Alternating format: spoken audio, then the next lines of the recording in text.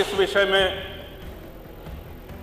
सुझाव देने के बजाय लोगों की आवाज़ आती है कि साहब 47 की बात छोड़ दीजिए, 2027 में हम आ रहे हैं। अरे कहीं मोदी जी ने कहा है क्या कि 2047 में हम ही प्रधानमंत्री रहेंगे, या नेता सदन ने कहा है क्या कि 2047 में हम मुख्यमंत्री रहेंगे?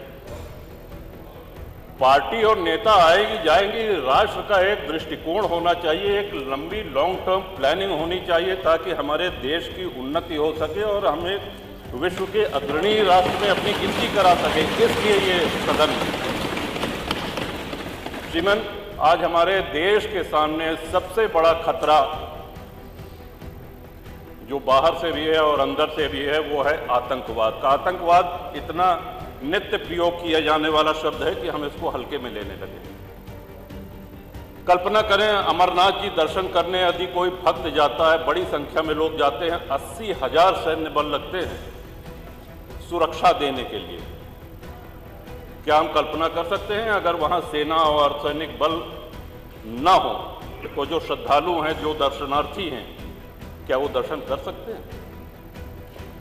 उनके साथ आतंकवादी क्या व्यवहार करेंगे, और जो व्यवहार करेंगे क्या जाति पूछ कर करेंगे?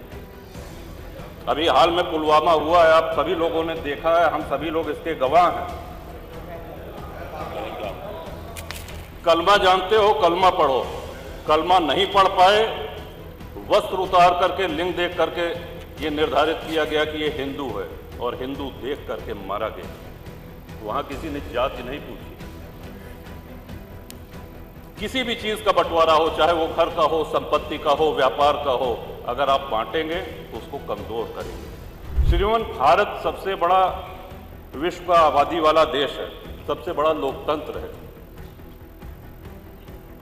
और इसका बहुत बड़ा श्रेय इसमें जाता है कि बहुसंख्यक हिंदू समाज यहां रहता है। जिन देशों में संविधान लागू है, विश्व के जिन देशों में संविधान लागू है, जहां राजतंत्र है, सुल्तान है बैठे या कोई तानाशाह है, उसकी हम बात नहीं कर रहे हैं। जिन देशों में संविधान लागू है, समय के साथ देश काल परिस्थिति के अनुसार संविधान में संशोधन होते रहते हैं। लेकिन जिन देशों में संविधान लागू है, क्या कहीं उसका प्रिएम्बल, क्या कहीं उसकी प्रस्तावना बदली गई है? विश्व में एक भी देश ऐसा नहीं है जहां प्रस्तावना ही उठा के बदल दी जाए। संविधान शिल्पी बाबा साहब अंबेडकर,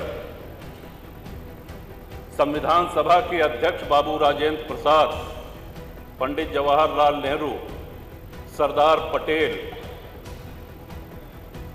सरोजनी नायडू जी, कृपलानी जी, ऐसे ऐसे विद्वानों ने मिलकर के हमारे संविधान की रचना करी,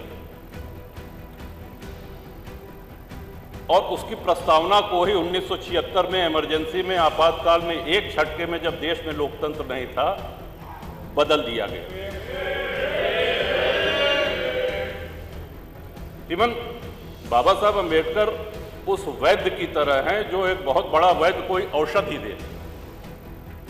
अब आप पहुंच जाइए बीच में कि नहीं साहब इनसे बड़े तो हम वैद्य हैं, इन्होंने क्या कहा, ये गर्म पानी के साथ लेना है, गर्म नहीं ठंडे दूध के साथ लो। कहने इसमें क्या है, कहने इसमें अदरक मिला दो, इसमें क्या है, लहसुन प्याज मिला दो। तो जो वैद्य ने दवा दी है उसकी तो ऐसी तैसी हो गई। इतने बड़े, और 2047 में सबसे जरूरी है भारत की जनता को जागरूक करना। लोकतंत्र के साथ जब भी कुठाराघात होता है, जब भी उपहास होता है लोकतंत्र का, जनता को बोलना पड़ेगा, बोलना पड़ता है। नेता कितना भी मजबूत हो, राष्ट्र कितना भी मजबूत हो, लेकिन राष्ट्रवासी वो जागरूक हों, मुखर हों। और इसके पीछे शिक्षा प्रणाली एक बहुत बड़ा कारण है। मैकाले की शिक्षा प्रणाली ने हमको हीन भावना सिखा दी है। आज हमारे गुरुकुल बंद हो गए। धीरे धीरे ये प्रयास हो रहा है कि हमारा गौरवशाली इतिहास आज हमारे बच्चों तक पहुंचे, और उसके लिए इंटरनेट जैसी कई सुविधाएं उपलब्ध हैं। श्रीमान, भारत में लगभग हर प्रमुख धर्म का व्यक्ति रहता है। हिंदू हैं, मुसलमान हैं, सिख हैं, ईसाई हैं, लेकिन किसी भी जैन हैं, किसी भी अन्य धर्मानुयायी के धर्म स्थल से पैसा नहीं लिया जाता है। कहीं आपने सुना है मस्जिद से पैसा ले रही है सरकार, चर्च से पैसा ले रही है सरकार? लेकिन 4 लाख के ऊपर हिंदू मंदिर ऐसे हैं जो सरकारी नियंत्रण में है और सरकार चढ़ावे का पैसा उनसे लेती है। जो भक्त जाता है, जो दर्शनार्थी जाते हैं, वो ईश्वर के प्रति अपना समर्पण करते हैं। सरकारी नियंत्रण मंदिरों पर से हटना चाहिए। आपके माध्यम से, इस सदन के माध्यम से अपनी ये बात पहुंचाना चाहेंगे श्रीमान। लोगों ने जापान की तुलना करी कि साहब जापान कभी किसी का गुलाम नहीं रहा, और जापान हो, यूरोप के कई देश हों, उनके साथ सबसे बड़ा फायदा जानते हैं क्या है? उन्होंने अपने आस्तीन में सांप नहीं पाले हुए हैं। हमारे आस्तीन में इतने सांप हैं कि हम अपने घर के सांपों से लड़े कि बाहर के दुश्मनों से लड़े। आपका इशारा हो गया श्रीमान, 2 मिनट। बहुत अच्छे हो, इशारा समझते हो। अंग्रेज जब भारत में आए, उसके पहले हमारी जीडीपी विश्व की जीडीपी के 30% से अधिक पूरा व्यापार हम करते थे, और जब गए तो लगभग 1-1.5% बचे थे। हम कंगाली पे आ गए थे। अंग्रेज जब आए तो 60 से 70 हजार अंग्रेज सैनिक थे कुल, और उस समय अविभाजित भारत की आबादी 60 करोड़ थी।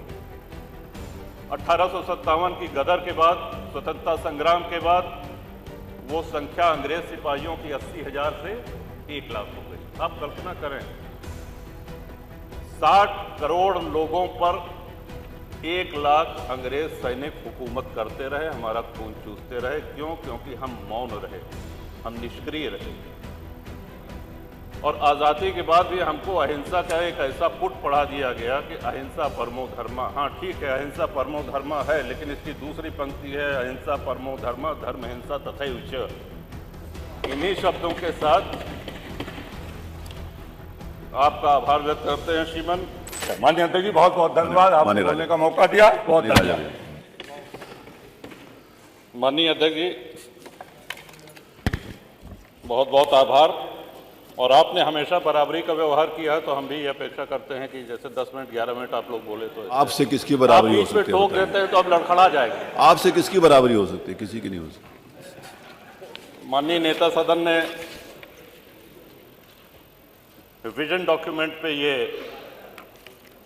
24 घंटे का ऐतिहासिक